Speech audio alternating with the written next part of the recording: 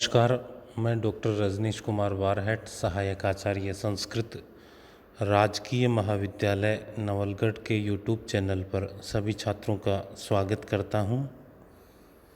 संस्कृत साहित्य स्नातक तृतीय वर्ष के पाठ्यक्रम में चलने वाले महाभारत के अंश विदुर नीति के कुछ श्लोकों का अध्यापन हम आज के इस ऑडियो वीडियो ई व्याख्यान में करवाएंगे। महाभारत संस्कृत साहित्य का सबसे विशालतम महाकाव्य है, जिसमें लगभग 1,00,000 श्लोक है। 1,00,000 श्लोक होने के कारण इसे शतसहस्र संहिता भी कहा जाता है। महाभारत के रचयिता वेद और पुराणों के लिपिकार श्री कृष्ण द्वैपायन वेदव्यास हैं। महाभारत का जो कथानक है वो ऐतिहासिक युद्ध महाभारत युद्ध पर आधारित होने के कारण इसका नामकरण महाभारत पड़ा। यह युद्ध कौरव और पांडवों के बीच हुआ था। इसी युद्ध को आधार बनाकर इस विशाल महाकाव्य की रचना हुई। महाकाव्य का प्रमुख रस शांत है, साथ ही अन्य रसों का भी अनेक स्थलों पर प्रयोग हुआ है। मुख्य रूप से अनुष्टुप छंद का प्रयोग अधिकांश पद्यों में किया गया है। महाभारत के 18 पर्व हैं, जिनमें से हमारे पाठ्यक्रम में उद्योग पर्व के 33वें और 34वें और 35वें अध्याय से श्लोक संकलित है। उद्योग पर्व के 33, 34, 35 अध्यायों में विदुर जी द्वारा युधिष्ठिर को जो उपदेश दिया गया है उसका चित्रण है। तो इस प्रकार ये जो 34-35 अध्याय है वे विदुर नीति नाम से विख्यात है। अब हम कुछ महत्वपूर्ण श्लोकों का अध्यापन करेंगे। 8वां श्लोक है अनुबंधान अपेक्षेत सानुबंधेषु कर्मसु संप्रधार्यं च कुर्वीत न वेगेन समाचरेत। अनुबंधान अपेक्षित समझ लेना चाहिए। किनको? अनुबंधान, प्रयोजन को समझ लेना चाहिए। सानुबंधेषु कर्मसु, प्रयोजनवश किए जाने वाले कर्मसु कार्यों में, अर्थात जिन कार्यों का प्रयोजन होता है, जिनको हम किसी कारण के कारण करते हैं, ऐसे कार्यों को करने से पहले उनके प्रयोजन के विषय में समझ लेना चाहिए। अर्थात ये कार्य, इनका प्रयोजन ठीक है या नहीं, उचित है या अनुचित है, ऐसा पहले विचार कर लेना चाहिए। संप्रधार्यं च कुर्वीत न वेगेन समाचरेत।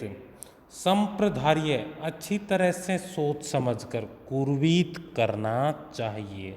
न वेगेन समाचरेत, शीघ्रता, वेगेन अत्यधिक शीघ्रता, न समाचरेत नहीं करनी चाहिए। तो विदुर जी युधिष्ठिर को उपदेश देते हुए कहते हैं कि हे युधिष्ठिर, जो प्रयोजन वाले कार्य है उनको करने से पूर्व उनके प्रयोजन के विषय में भली भांति विचार कर लेना चाहिए और अच्छी तरह से सोच समझकर किसी कार्य का प्रारंभ करना चाहिए। इस विषय में किसी भी प्रकार की शीघ्रता नहीं करनी चाहिए। यहाँ जो छंद है वो अनुष्टुप है। इस विषय में इससे मिलता जुलता भारवी ने भी कहा है, सहसा विदधीत न क्रियाम अविवेक परमापदाम पदम। हिंदी के कवि गिरधर ने भी कहा है, बिना विचारे जो करे सो पाछे पछिताए। इसी प्रकार की बात है वो इस श्लोक में विदुर जी के माध्यम से प्रस्तुत की गई। 9वां श्लोक है, अनुबंधम च संप्रेक्ष्य विपाकम चैव कर्मणाम उत्थानम आत्मनश्चैव धीर कुर्वीत वानवा। अनुबंधम च संप्रेक्ष्य, प्रयोजन को संप्रेक्ष्य देख करके, विपाकम चैव कर्मणाम, विपाकम और उसके फल को भी, कर्मों के फल को भी देख करके, उत्थानम आत्मनश्चैव, उत्थान उन्नति, आत्मन स्वयं की, चैव और स्वयं की उन्नति को देख करके, धैर्यशाली व्यक्ति, कुर्वीत वानवा, कार्य को करे अथवा न करे।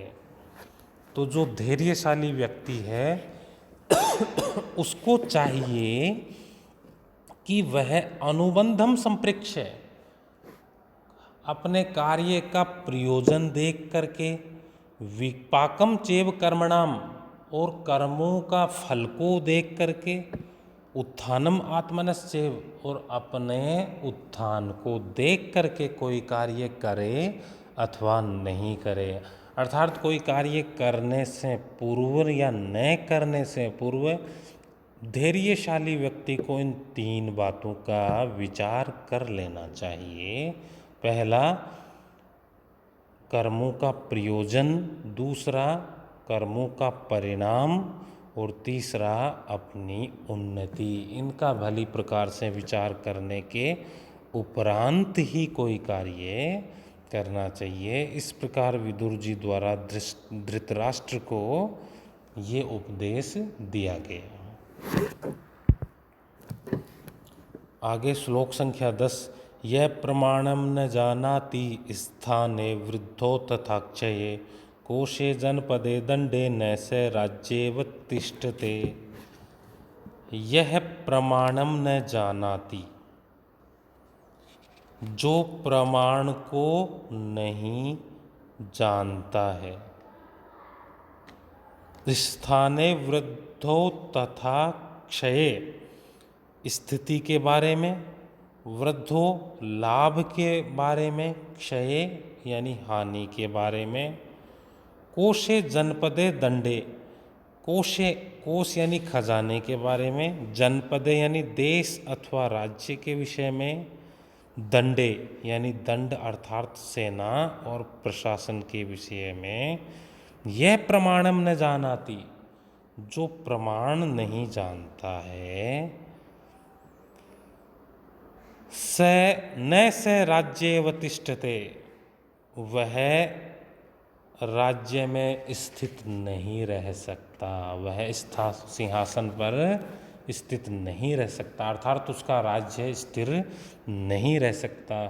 जो राजा है, विदुर जी कह रहे हैं धृतराष्ट्र को कि जो राजा अपनी स्थिति, लाभ हानि, राजकोष, राज्य तथा दंड की मात्रा को नहीं जानता, वह राज्य पर स्थित नहीं रह सकता अथवा उसका राज्य स्थिर नहीं रह सकता। इसलिए राजा के लिए ज़रूरी है कि वो अपने राज्य के विषय में स्थान, लाभ हानि, कोश, जनपद, दंड, ये जो सप्तांग है, जो मनु इत्यादि राजनीतिक विचारकों ने भी राज्य के विषय में बताए हैं। हम राजनीति विज्ञान में पढ़ते हैं तो वहाँ सप्तांग सिद्धांत आता है राज्य का।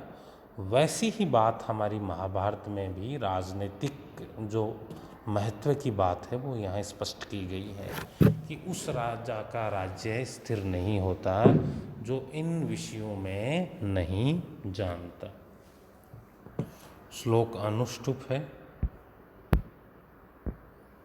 आगे श्लोक है, न राज्यम प्राप्तम इत्येव वर्तितव्यम असंप्रतम श्रियं हि अविनयो हन्ति जरा रूपम इवोत्तमम् न राज्यम प्राप्तम इति एव।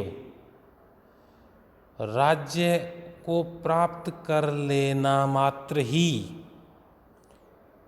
न यानी नहीं, वर्तितव्यम असंप्रतम, व्यवहार करना चाहिए, न वर्तितव्यम नहीं व्यवहार करना चाहिए, असंप्रतम अनुचित, इस प्रकार का अनुचित व्यवहार नहीं करना चाहिए। किस प्रकार का? बस राज्य प्राप्त कर लेना ही अंतिम लक्ष्य हो, ऐसा अनुचित व्यवहार नहीं करना चाहिए। श्रियम ही अविनयो हन्ति जरा रूपम इवोत्तमम, क्योंकि श्रियम लक्ष्मी को, अविनय उदंडता हन्ति नष्ट कर देती है, जरा रूपम इवोत्तमम, जिस प्रकार से जरा यानी वृद्धावस्था उत्तमम रूपम उत्तम रूप को हन्ति यानी नष्ट कर देती है, उसी प्रकार अविनम्रता भी राज्य लक्ष्मी को नष्ट कर देती है। इसलिए केवल राज्य प्राप्त करने की अभिलाषा ही हमारा आचरण, एक श्रेष्ठ राजा का आचरण नहीं होना चाहिए। उसके अतिरिक्त जो अन्य विनम्रताएं और राजोचित जो गुण धर्म है वह होना भी आवश्यक है, मात्र राज्य की लिप्सा ही अंतिम नहीं है। आगे 14वां श्लोक है, यत् शक्यं ग्रसितुं प्रश्यं ग्रस्तं परिणम्यत हितं च परिणामे यत् तदाद्यं भूतिमिच्छता। यत् शक्यं ग्रसितुं प्रश्यं, यत् जो,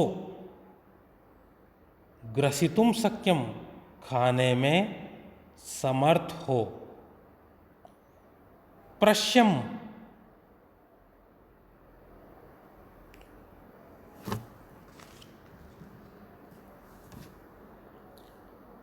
जो खाने में समर्थ हो,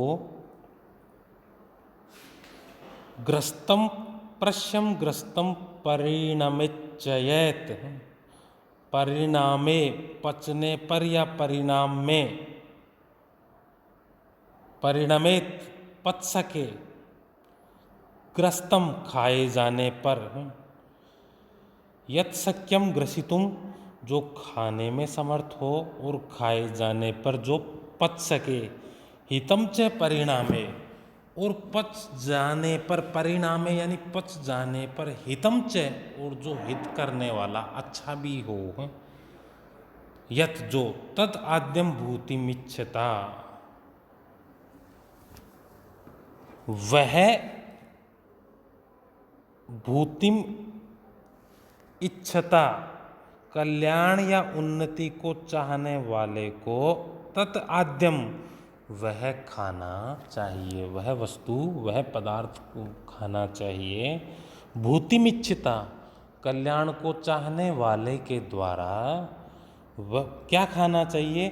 यत् शक्यम ग्रसितुम जो खाने में खाने योग्य हो, ग्रस्तम परिणमेत और खाने के उपरांत जो पचने योग्य हो, हितम च परिणामे और पच जाने के बाद जो हित करने वाला हो, ऐसा जो पदार्थ, ऐसी वस्तु है, ऐसा भोजन खाना चाहिए। इस प्रकार कैसा भोजन खाना चाहिए उसके विषय में बता रहे हैं। कल्याण चाहने वाले मनुष्य को वही भोजन खाना चाहिए जो खाने योग्य हो, जो खाने योग्य वस्तु खाए जाने के बाद पच जाने योग्य हो और जो पचने के बाद हित करने वाली हो, ऐसा भोजन ही खाना चाहिए। यहाँ भी अनुष्टुप छंद का प्रयोग किया गया है। इस प्रकार इन हम पठित श्लोकों में विदुर जी द्वारा शोक संतप्त धृतराष्ट्र को नैतिक और मानवीय मूल्यों वाला जो उपदेश दिया गया है, जो महाभारत में विदुर नीति नाम से प्रख्यात है, उसके कुछ श्लोकों का अध्यापन हमने करवाया। धन्यवाद।